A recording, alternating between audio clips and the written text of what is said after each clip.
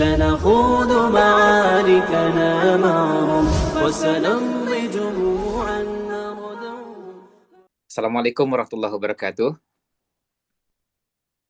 Waalaikumsalam warahmatullahi wabarakatuh. Waalaikumsalam warahmatullahi wabarakatuh.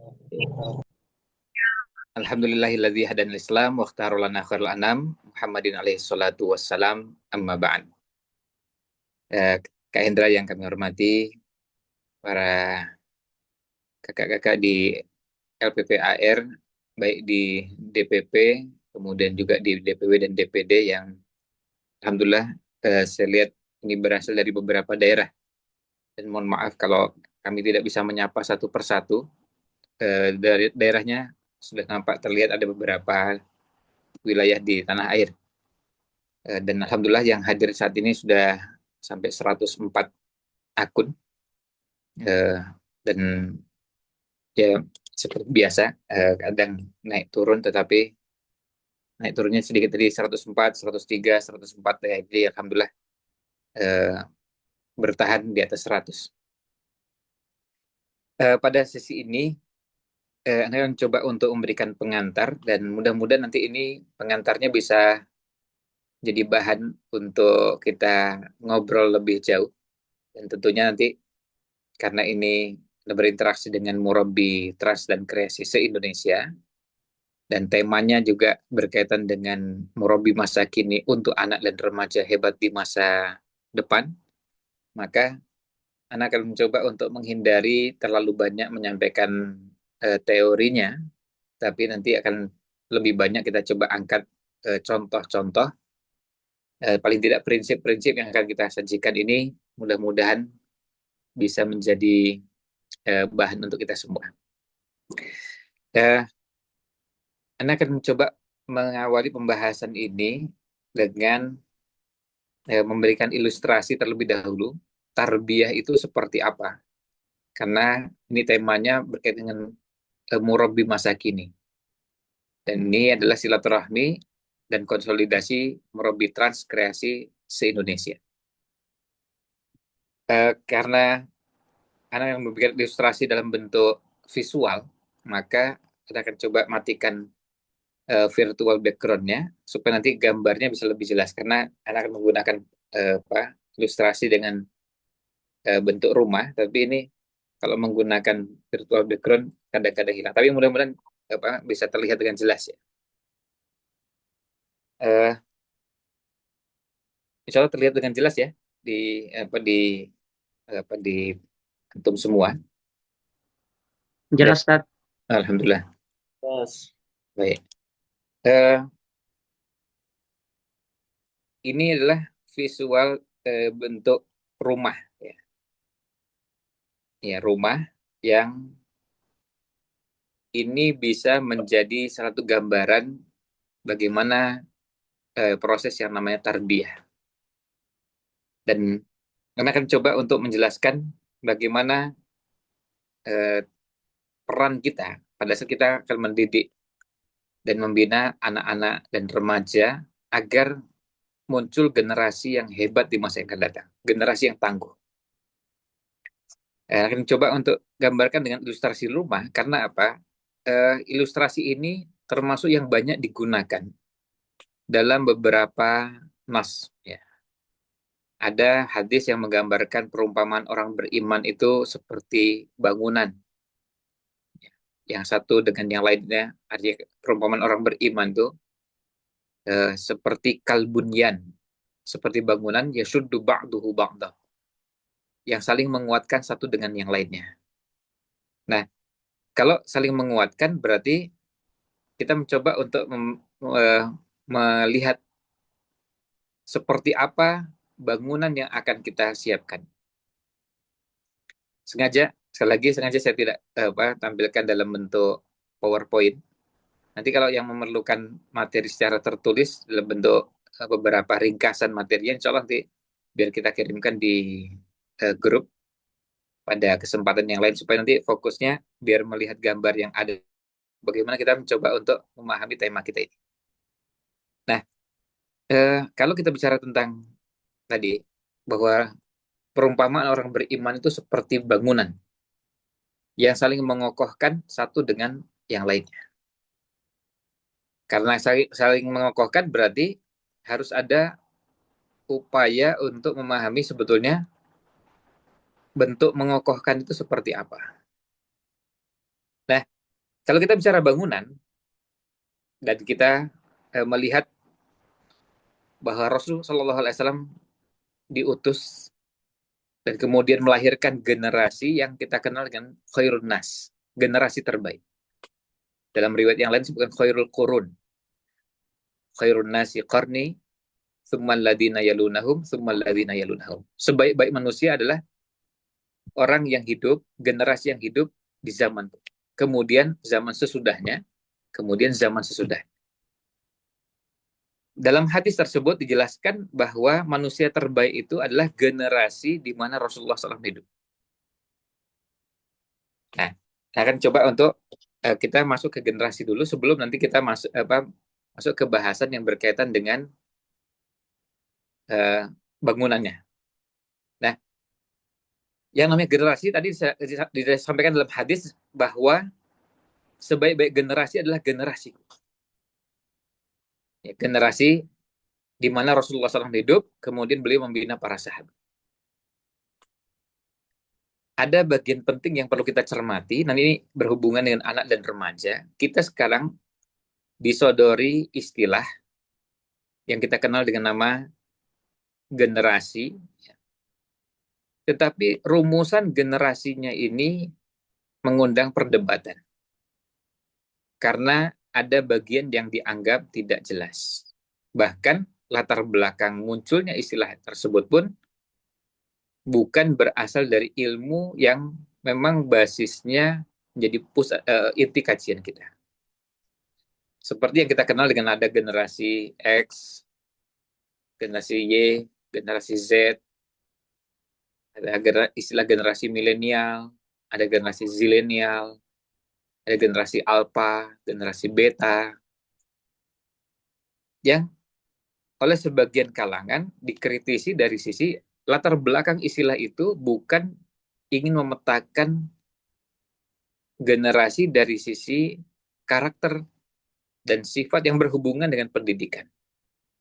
Tetapi, kali ini kita bicara tarbiyah, maka tidak berhubungan dengan tarbiyah, pendidikan, pembinaan. Tapi asalnya adalah ingin memetakan mereka dari sisi konsumtif. Jadi, para pembuat produk ini ingin memetakan para produsen, ya, ingin memetakan konsumen itu seperti apa sih kecenderungannya. Awalnya dari ekonomi. Tapi kemudian bergeser ke bidang yang lain, kehidupan yang lain, yang lalu kemudian dicarikan teorinya. Maka muncullah namanya teoritisasi. Lalu kemudian ada yang mencoba mencarikan ayat-ayat yang pas dengan itu. Maka muncul ayatisasi. Dan yang lebih unik lagi adalah ketika muncul yang namanya generasi strawberry. Istilah ini, istilah yang kalau diambil dari negara asalnya, di Taiwan, itu untuk menyifati kelompok manusia dan bukan generasi. Jadi, sekelompok manusia yang punya sifat dan karakter tidak tangguh, mudah goyah, mudah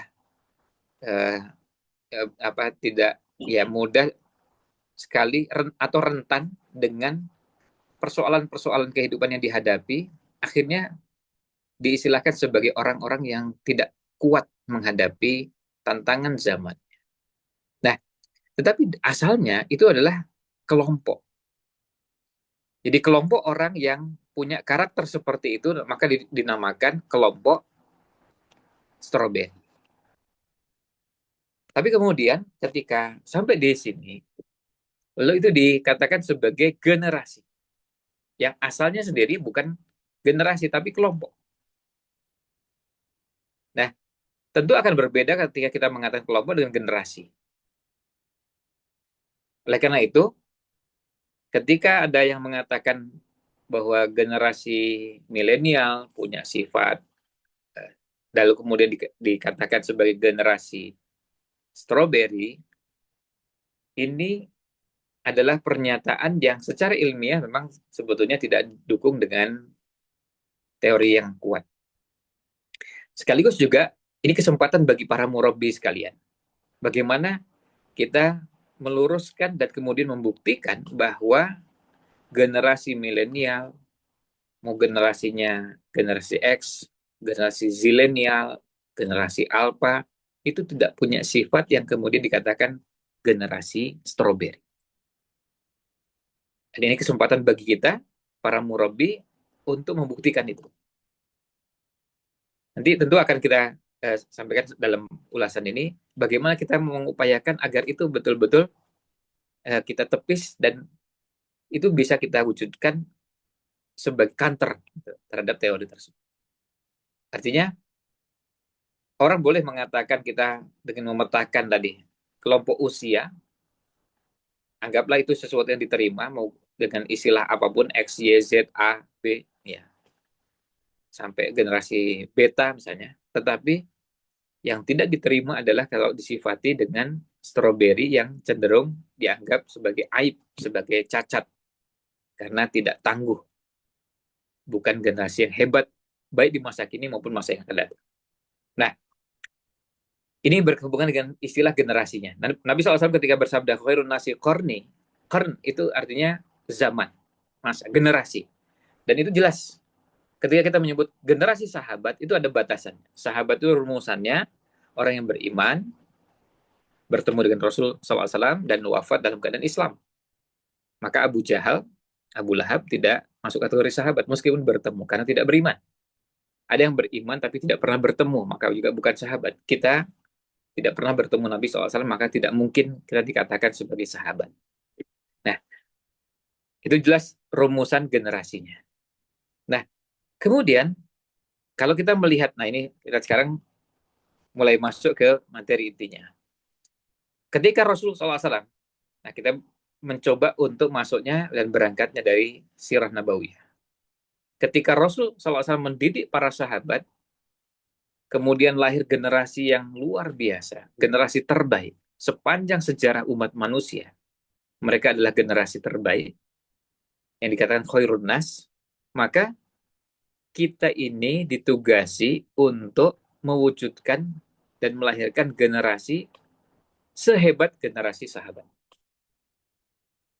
Makanya kalau kita belajar sejarah, belajar sirah nabawiyah, paling tidak ada dua kepentingan yang ingin kita dapatkan.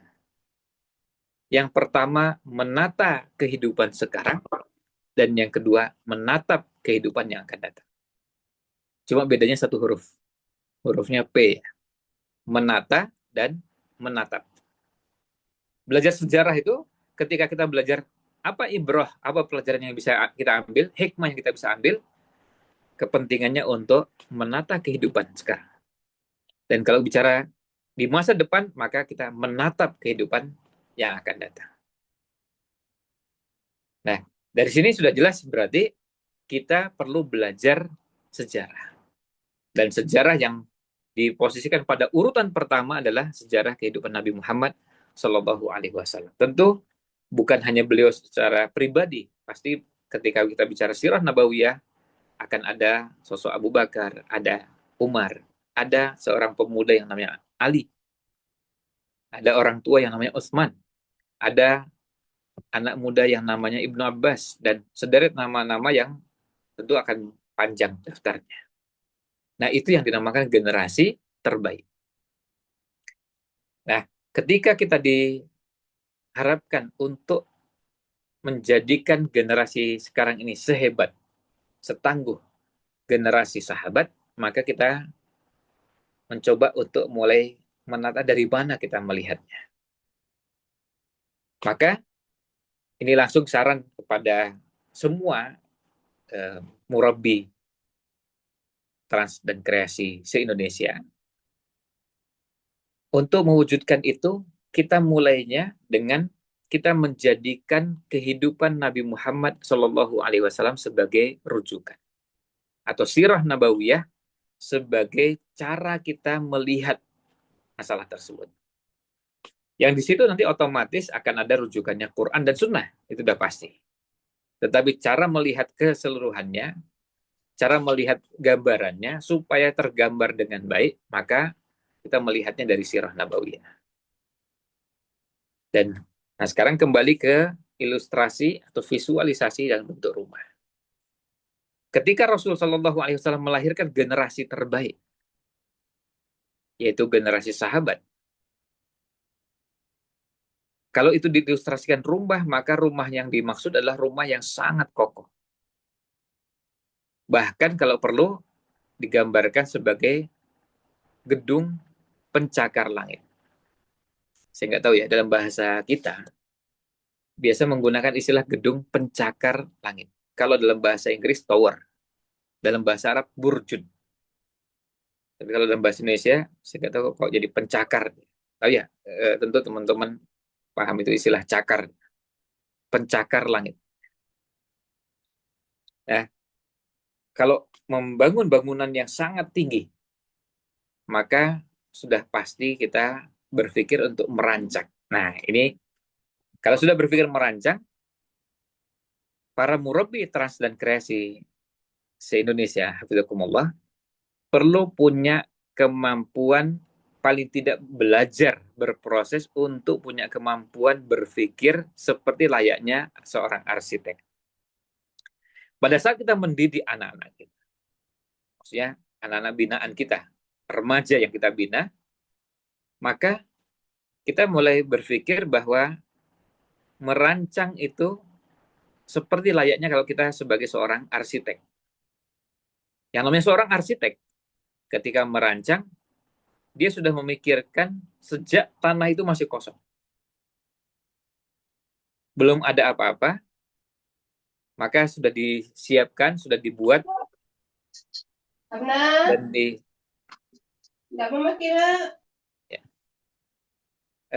sudah disiapkan sejak awal, ketika disiapkan dengan bentuk apapun bangunannya, tanahnya masih kosong, belum ada apa-apa, seorang arsitek sudah mulai menggambar. Dan menggambar sampai detail. Tentu di awal gambarnya masih kasar, belum detail. Itu lumrah. Kira-kira akan dibuat seperti apa? Ya kira-kira nanti akan bentuknya seperti ini dan itu ketinggiannya sekian dan seterusnya. Kalau ibaratnya rumah, seorang arsitek ketika menggambar, dia sudah mempertimbangkan, memikirkan semuanya. Rumah itu pintunya akan ada berapa aja? Rumahnya pintunya akan ada 1 atau 2. Ya. Pintu rumahnya, ini gambarnya, ya.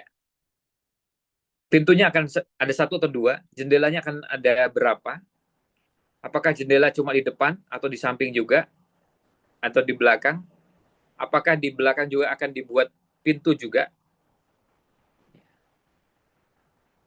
Apakah akan dibuat pintu? Ya. Nah, ini saya matikan dulu virtual background ya, supaya tidak mengganggu.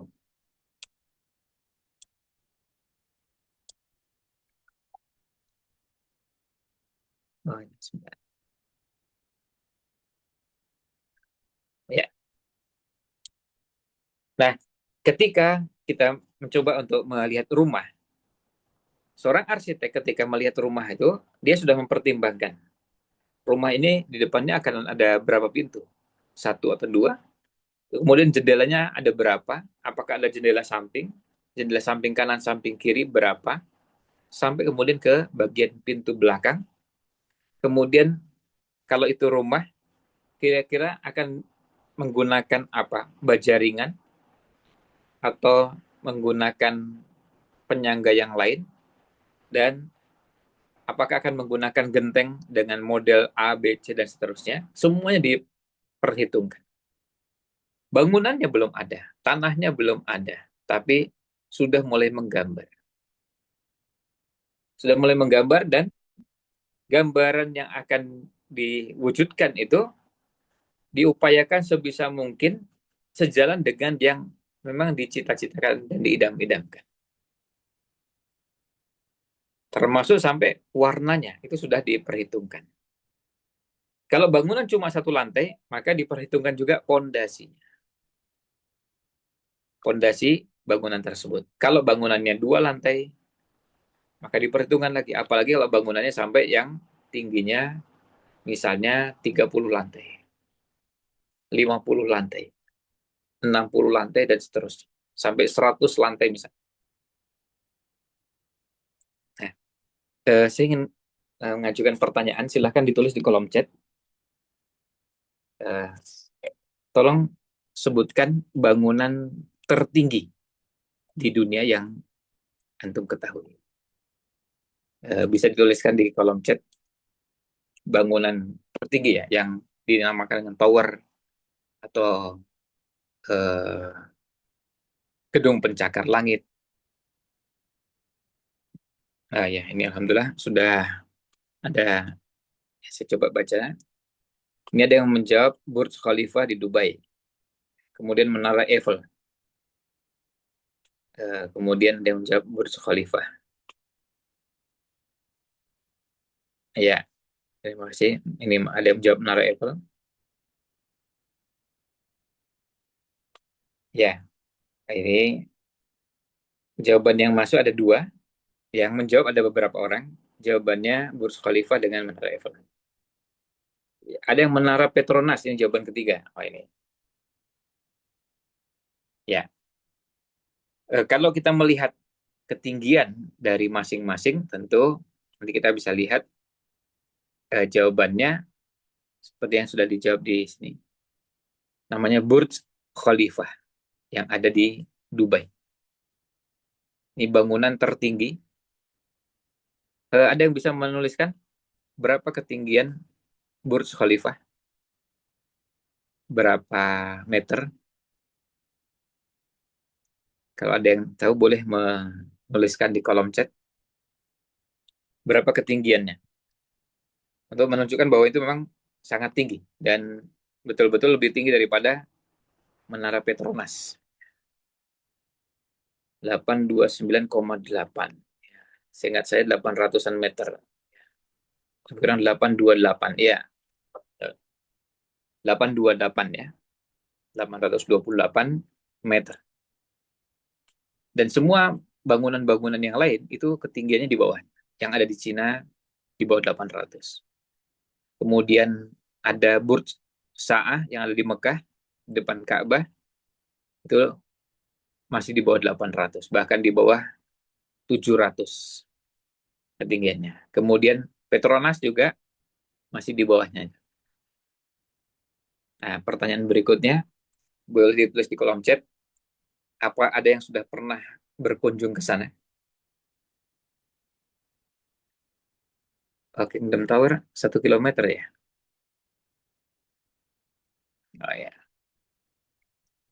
Nah, ini ada yang semuanya sementara ini yang mengisi kolom chat menuliskan belum pernah berkunjung ke Burj Khalifa di Dubai.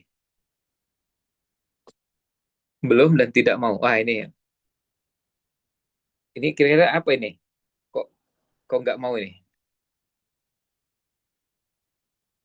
Eh, nggak mau. Kira-kira ada alasan apa ini, Kak Rian? Boleh, boleh menyampaikan kira-kira alasan nggak maunya ini?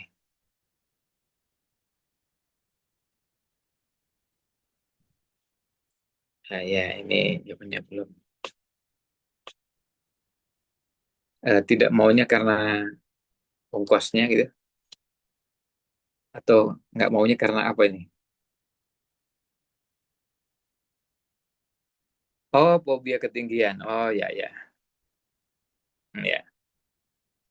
Tapi begini. Nah, ini sekali lagi sana sampaikan aja apa?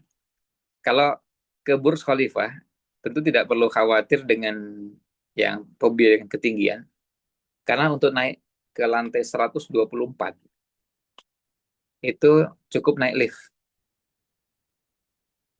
Liftnya eh, lumayan cukup besar, dan Anda sendiri belum tahu yang lain, tetapi Anda merasa itu lift tercepat yang pernah Anda ketahui.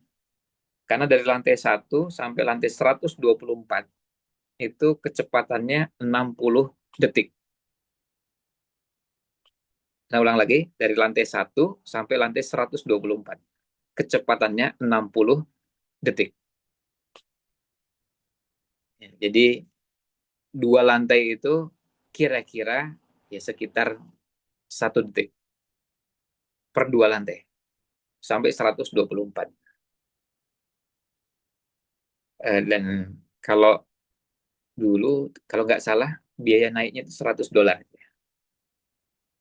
Anda juga nggak tahu karena beberapa kali diajak ke sana itu dibayarin, jadi nggak tahu harganya. Tapi kira-kira sekitar segitu. Nah, kebetulan pernah berapa ya, 4 atau 5 kali ke sana. Burj Khalifa, ke Dubai, ke Syariqah, dan Abu Dhabi juga. Tapi yang jelas naiknya itu kalau nggak salah sekitar 3 kali atau 4 kali. Nah, eh, kalau yang takut dengan ketinggian, sebetulnya tidak perlu khawatir karena seperti naik lift biasa aja. Dan liftnya tertutup, betul-betul gelap, ya. Tapi kemudian dimunculkan cahaya tertentu, efek tertentu supaya tidak merasakan suasana yang mengerikan ketika naik. Tiba-tiba, ya tadi, cuma 60 detik, 1 menit, sudah di lantai 124. Baru nanti keluar dari lift, ada area terbuka, nah di situ baru bisa lihat ke bawah. Ya, lihat ke bawah yang ketinggiannya, saya nggak tahu ketinggiannya itu berapa, tapi udah ratusan meter. Dan kota Dubai bisa terlihat dari situ dari semua arah. Karena itu tempat tertinggi yang memungkinkan kita bisa melihat. Nah, nanti kalau pakai teropong, bayar lagi. Bisa melihat, ya, melihat dari kejauhan beberapa lokasi. Nah, ini pertanyaan berikutnya. Apa ada yang pernah nonton video proses pembangunan Burj Khalifa? Boleh ditulis di kolom chat. Apakah pernah nonton videonya? Ini jawabannya tidak. Ya, ini awal Ridho ada. Oh, pernah. Kak Alim udah pernah. Ya, Ya. belum.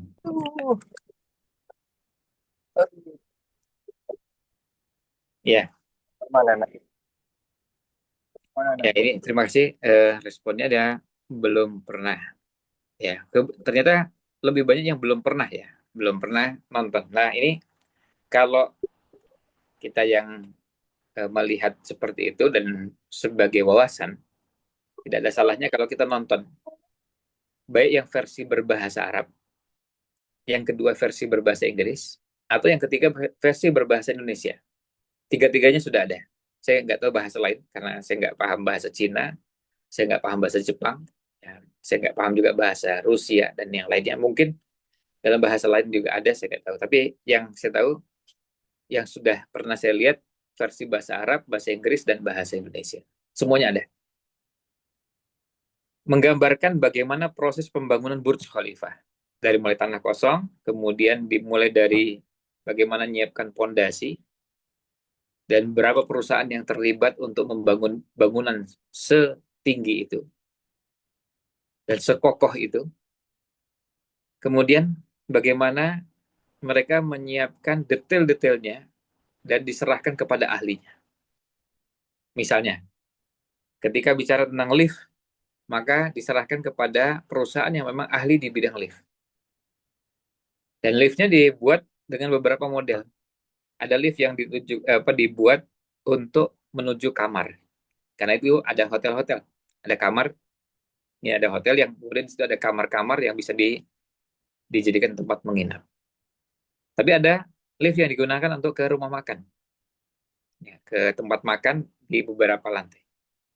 Termasuk yang tadi ada lift yang khusus untuk para pengunjung yang ingin naik sampai lantai yang tertinggi 124 tadi dengan kecepatan sekitar 60 detik.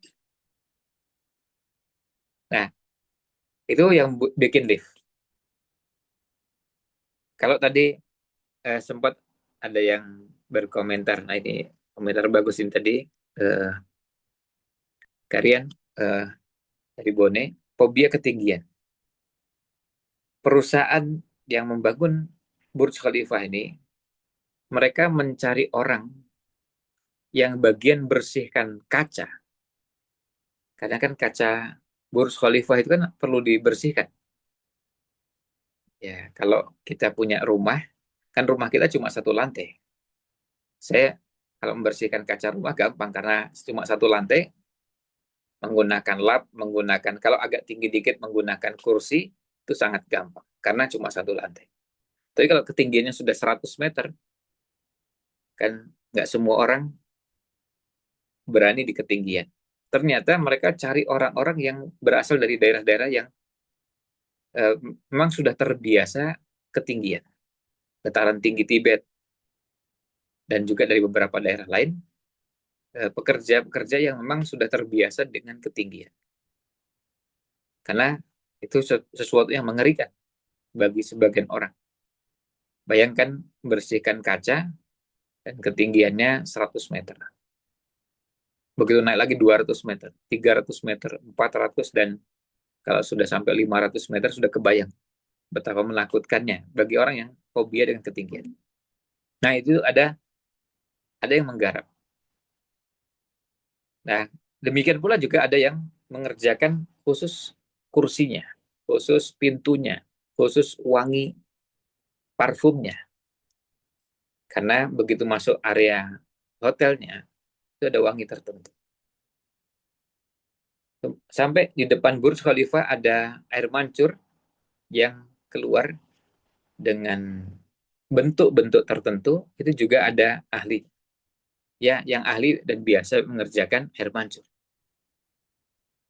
Nah, kembali ke bahasan kita. Jadi, sebagai seorang murabbi, salah satu yang perlu dimiliki adalah bagaimana kita punya kemampuan menggambar seperti seorang arsitek. Kira-kira anak-anak remaja yang kita bina sekarang ini, untuk supaya hebat di masa yang akan datang seperti apa? Bagaimana caranya? Nah, sehingga ini kita karena waktu terbatas, kita langsung persingkat dari beberapa poin. Maka kalau yang pertama tadi panduannya jelas Al-Quran dan Sunnah dan Syariat ini, dan cara mendapatkan gambarannya kita dapatkan dari Sirah Nabawiyah.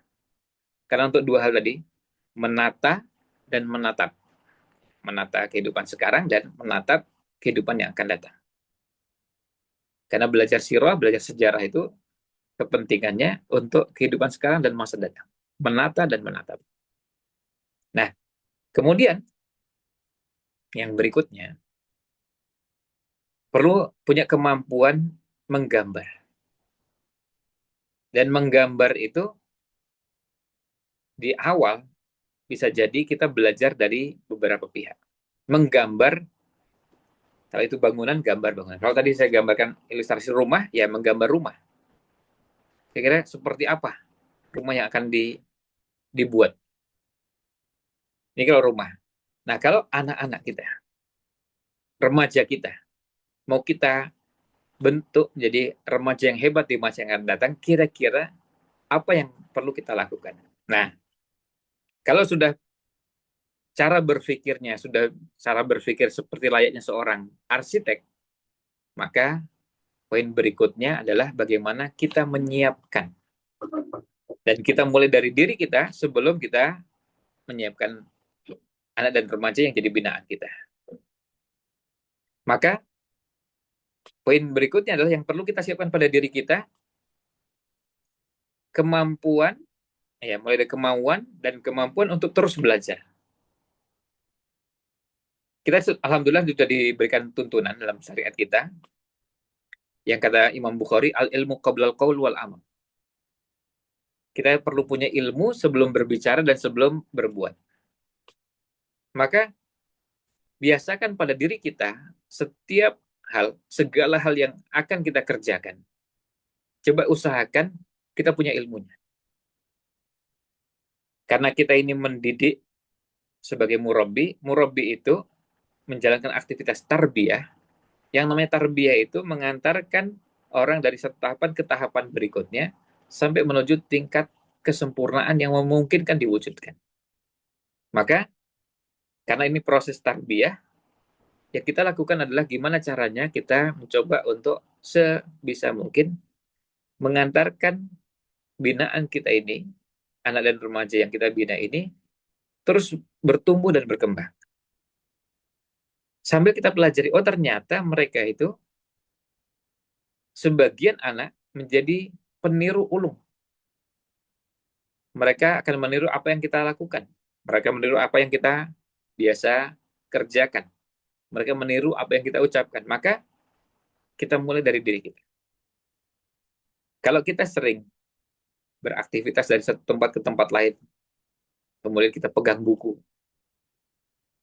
mereka melihat ada buku di tangan kita, maka pasti akan berpengaruh kepada anak dan remaja yang kita bina. Karena apa? Ada buku yang dipegang. Berproses dalam waktu yang lama, ya. Bisa jadi ada sebagian yang merasa tidak betah berinteraksi dengan buku dalam waktu yang lama. Itu wajar dan lumrah. Tapi biarkan mereka untuk mencerna, melihat situasi itu. Nah, kalau kita sudah terbiasa untuk belajar, maka yang kita pelajari, apapun yang bisa menjadi bekal untuk membina, bekal untuk mentarbiyah, coba kita pelajari. Dan salah satu modal penting, nah ini juga poin berikutnya, yang perlu kita lakukan, ayo biasakan membaca. Tapi yang membaca yang kita maksudkan, jangan membaca itu, oh saya pernah baca, tapi bacanya apa? Baca buku, baca WA. Kalau baca WA itu bukan yang kita maksudkan di bahasan, tapi apa? Membaca dengan sungguh-sungguh, serius, membaca buku. Kita tidak menyalahkan atau tidak sampai pada tingkat melarang membaca WA, Facebook, Instagram, Telegram, TikTok, dan yang lain. Ada tulisan yang beredar, tapi harus ada program membaca buku. Karena membaca buku itu membantu kita untuk terbiasa berpikir terstruktur.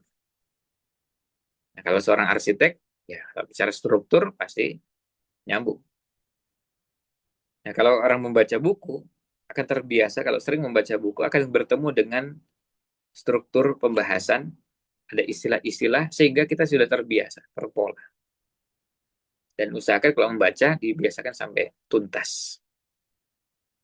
Nah, yang kita maksudkan belajar itu belajar semua hal.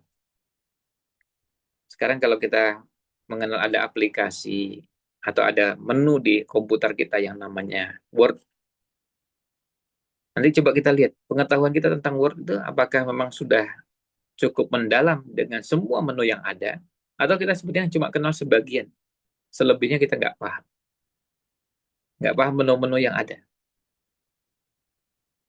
Begitu kita pindah lagi ke Excel, ternyata yang kita ketahui tentang Excel sangat sedikit. Nah, luangkan waktu untuk belajar Word itu seperti apa sih, Excel seperti apa, karena kita akan memerlukannya di masa yang akan datang. Jadi yang kita maksudkan belajar semua hal yang memang diperlukan. Tentu belajar syariat ini, belajar panduan agama, itu otomatis. Nah, kemudian yang berikutnya, pada saat kita melakukan proses tarbiyah sebagai murabbi untuk anak-anak dan remaja, selain kita belajar hal-hal yang berhubungan dengan dunia anak dan remaja, yang tidak kalah pentingnya, kita perlu punya bekal. Karena apa? Karena seorang murabbi itu adalah orang yang akan mengubah mutarobinya atau binaannya. Kalau itu anak dan remaja, dan yang dibina menyangkut pemahaman, cara berpikir, nalarnya, tapi juga keimanannya, lalu kemampuan berkomunikasinya, kemudian kemampuan yang begitu banyak. Dan kita coba biasakan untuk menghantarkan mereka dengan semua proses yang ada bertahap. Kadang-kadang kita nggak bisa mengajarkan semua, itu sudah jelas. Ya kita bisa lakukan cuma memotivasi supaya semua kita belajar. Nah, contohnya begini. Kalau kita mengenal bahasa Indonesia, kenalkan bahasa Indonesia yang benar kepada binaan kita. Supaya mereka terbiasa berbahasa Indonesia, minimal tahu bahasa Indonesia yang benar untuk beberapa kosakata. Contohnya misalnya, ini nanti silakan ditulis di kolom chat, saya akan sebutkan dulu. Kalau satu hari sebelum hari ini, namanya kemarin. Kemarin. Kemudian sekarang hari ini. Untuk satu hari sesudah hari ini namanya besok. 2 hari sesudah hari ini namanya lusa. Pertanyaannya, 3 hari sesudah hari ini namanya apa? Silahkan ditulis di kolom chat. Saya ulang lagi. Sebelum hari ini namanya kemarin. Hari ini. Kemudian besok, sesudah besok namanya lusa. Nah, itu lusa itu 2 hari sesudah hari ini. Kalau 3 hari sesudah hari ini namanya apa? Tulat. Ya. Ini ada yang nulisnya besok lusa. Juga ada yang nulisnya besok lusa. Ini ada yang menjawab dengan jawaban tulat. Ya, alhamdulillah. Ini jawabannya mayoritas sudah benar, tulat. Nah, pertanyaan berikutnya. Sesudah tulat, 1 hari berikutnya, 4 hari sudah hari ini, namanya apa? Silahkan ditulis di kolom chat.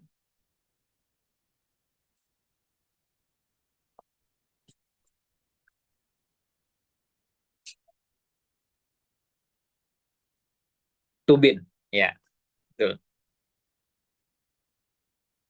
Ya, namanya istilahnya tubin. Jadi, kemarin, hari ini, besok, lusa, tulat, tubin.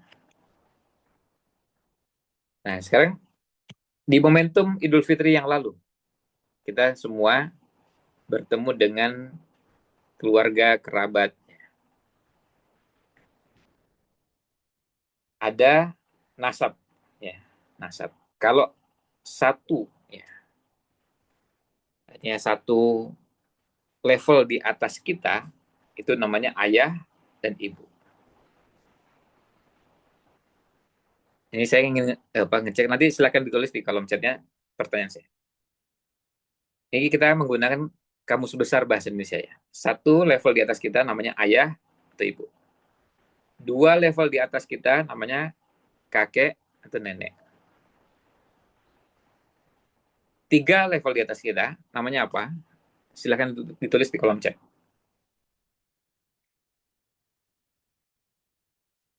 Ini menggunakan bahasa Indonesia ya. Kalau bahasa daerah nanti bisa berbeda-beda karena daerah asal kita macam-macam.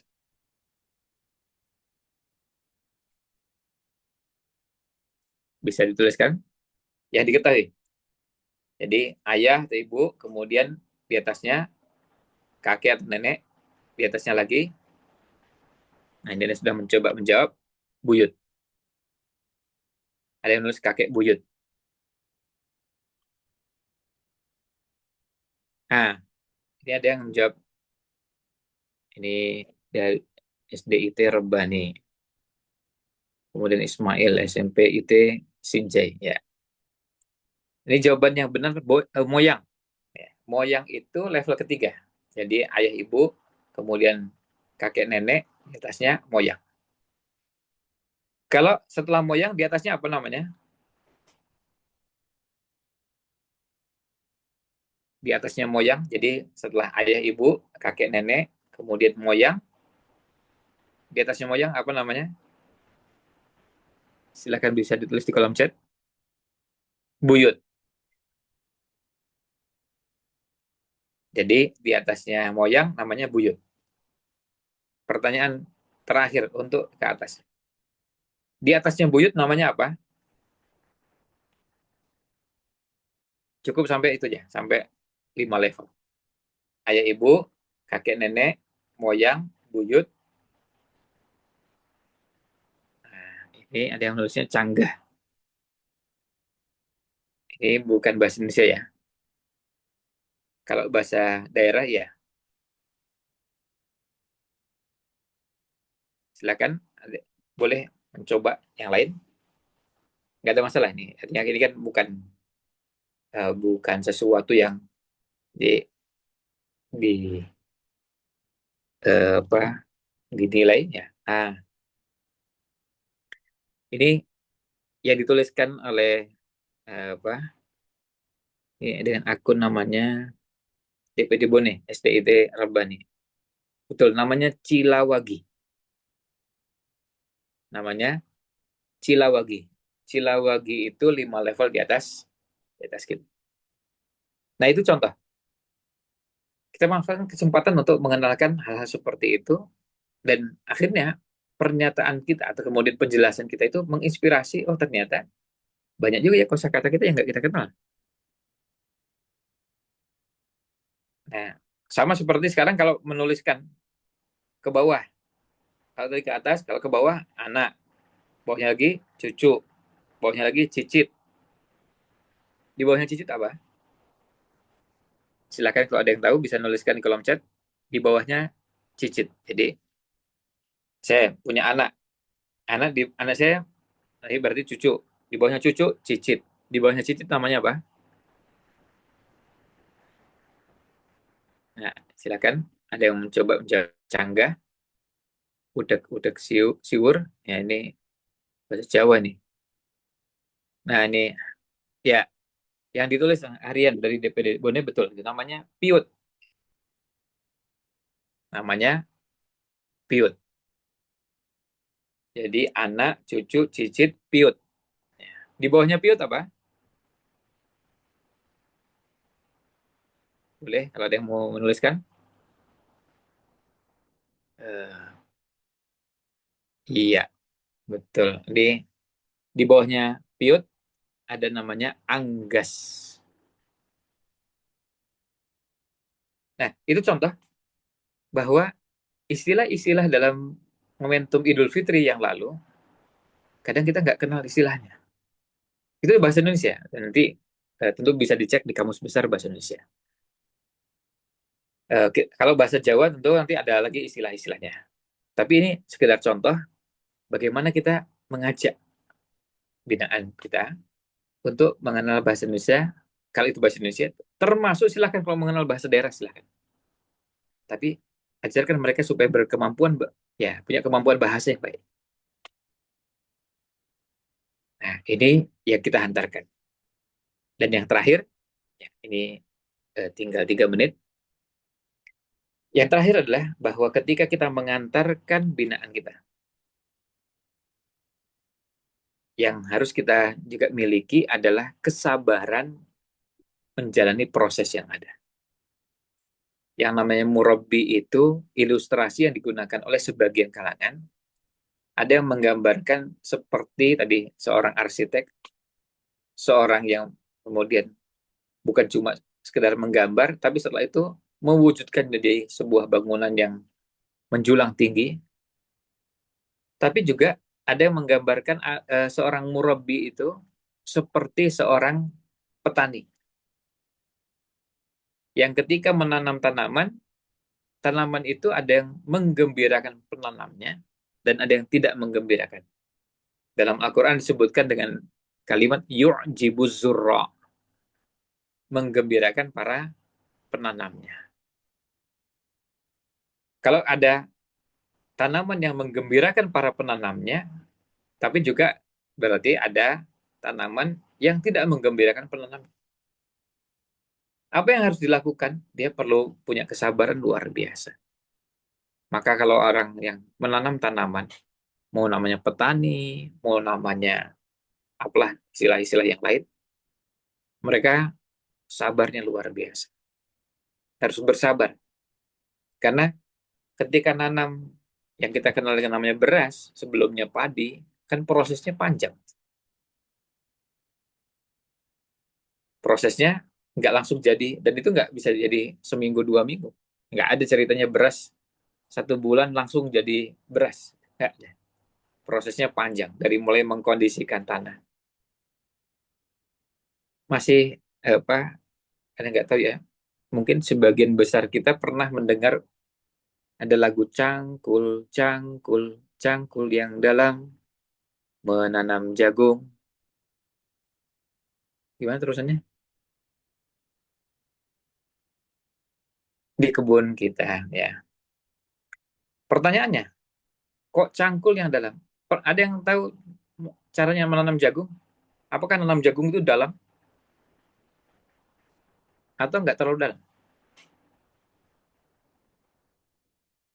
Boleh ditulis di kolom chat atau boleh juga dijawab. Tidak terlalu dalam. Oh ya, ini Nurdin. Ya, tidak terlalu dalam. Yang namanya nanam jagung itu tidak dalam. Nah, ini sudah ada beberapa yang menyampaikan tidak dalam. Dan memang yang normal jagung ya begitu. Wallah yang kita ketahui di banyak tempat begitu. Nanam jagung itu nggak terlalu dalam. Nah, tapi kenapa kok cangkul, cangkul, cangkul yang dalam? Ya, pakai apa? Diulang lagi. Ya, artinya diulang cangkul, cangkul, cangkul yang dalam. Kenapa? Karena memang perlu mengkondisikan lahannya. Ini terima kasih pencerian saya. Tidak dalam. Jadi mencangkul yang dalamnya itu keperluannya untuk apa? Mengkondisikan lahannya, mengkondisikan tanahnya. Maka yang dicangkul itu lebih daripada yang akan ditanam untuk jagungnya. Ketika kita mendidik, ya menjadi murabi, menjadi pembina, menjadi pendamping anak dan remaja, kita juga kadang-kadang melakukan lebih dari sekadar yang kita ingin lihat hasilnya. Kadang kita melakukan sesuatu yang lebih dari yang kita akan kerjakan. Kita persiapkan lebih banyak. Kenapa? Karena memang seperti menanam. Mulai dari mengkondisikan lahan. Kadang-kadang kita perlu mengkondisikan dengan cara apa? Tadi sempat disinggung oleh Kak Hendra. Perlu dialog dan membuka supaya lahan ini siap untuk ditanami. Coba kalau lahannya udah siap, mau ditanami apapun gampang. Maka kalau yang kita lakukan, kita coba kondisikan anak dan remaja ini siap untuk ditanami apapun. Diajak ngobrol, diskusi, bagian dari proses. Nah, nanti setelah itu ditanami apa itu pada tahap berikutnya. Nah, itu yang bisa saya sampaikan. Mudah-mudahan ini bisa sekedar memberikan pengantar bagaimana para murabi trans dan kreasi se-Indonesia ini selain punya kesadaran, kemudian tahu berangkat dari mana, kemudian apa yang kita bisa lakukan. Tadi proses belajar harus terus-menerus, tapi yang sudah dipelajari coba dipraktekkan, dikenalkan, dan ayo kita antarkan anak dan remaja yang kita bina. Kadang-kadang kita perlu sabar, pelan-pelan, ya. Ngajak orang untuk sholat, ya perlu sabar, perlu pelan-pelan, ya itulah kondisi yang ada. Tapi kalau nanti sudah kita dapatkan hasilnya, itu akan sangat menggembirakan. Ya, demikian tadi yang bisa kami sampaikan. Mudah-mudahan ini bisa menjadi gambaran awal bagaimana pentingnya kita terus silaturahmi dan konsolidasi murabi trans dan kreasi se-Indonesia ini, yang seperti tadi sudah disinggung oleh Kak Indra. Pada pertemuan-pertemuan berikutnya bisa jadi nanti akan membahas tema-tema yang agak lebih spesifik dan mendalam. Ya, tujuannya supaya nanti ada kesempatan bagi kita untuk terus menambah wawasan, dan ya tentunya sekaligus mengajak pada semua, mari sempatkan dan luangkan untuk menghadiri kegiatan seperti ini. Dan alhamdulillah saat ini sudah 132 akun yang bergabung di ruang Zoom kita ini. Ya, demikian para Zoomiyin sekalian. ini karena pakai Zoom jadi Zoomiyin ya. Tapi nggak ada akhwat ya. Kalau ada akhwat berarti Zoomiyat ya. Tapi karena hanya cuma ikon aja ya, jazakumullah khairan pada semua Zoomiyin yang sudah menyimak dan mengikuti materi ini. Selanjutnya kembalikan ke Kak Adit. Jazakumullah khairan.